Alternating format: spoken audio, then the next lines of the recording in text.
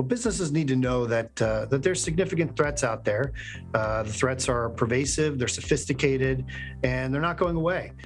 Similarly, no company, large or small, is immune to the threat, and anonymity is not a defense. First is ransomware, which is a cyber breach in which the attacker locks down or encrypts the victim's data and then couples that with a demand for payment.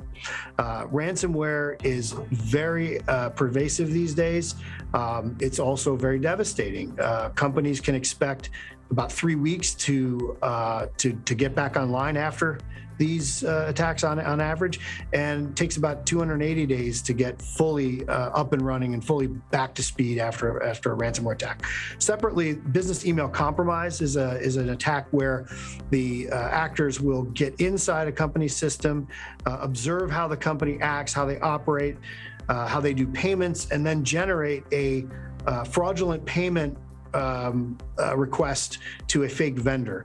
So in 2021 alone, business email compromise was responsible for over $2 billion worth of losses. So that's a significant impact for companies. And together with ransomware, those are probably the highest threat things that we're seeing these days. Companies can do a lot of things to protect themselves, and a lot of those are very relevant to individuals. So first, you need to recognize that you could be a target. Secondly, you need to ensure that you are ensuring that you have multi-factor authentication instituted across your networks. You should also be changing passwords regularly and using complex passwords, not using the same password across all different vendors or engagements. You should also be educating your employees on how to detect and avoid clicking on malicious links that may come through emails or text messages. And then you should also be ensuring that you are developing relationships with your local FBI field office or Secret Service field office or representative from the U.S. Cybersecurity and Infrastructure Security Agency at the Department of Homeland Security. All of those things together will make you a much harder target. Well, there's a lot of work going on, and the U.S. Chamber of Commerce plays an important role as connective tissue between the private sector, our members, the American business community, and the government, whether they be federal government or state and local governments.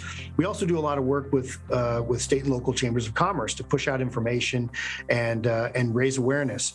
What we're seeing there was a recent law passed by Congress that's allocated over $1 billion to enhance the cybersecurity of state and local governments and entities. And that's going to go a long way to ensure that ransomware attacks that we've seen that have locked up federal government or state governments or police departments don't happen. And then similarly, CISA, the Cybersecurity and Infrastructure Security Agency, is doing a lot of work this fall around the country, meeting with small and medium-sized businesses to understand their risk profile, push out information to them, and try and close the visibility gap. For more information, go to uschamber.com/security.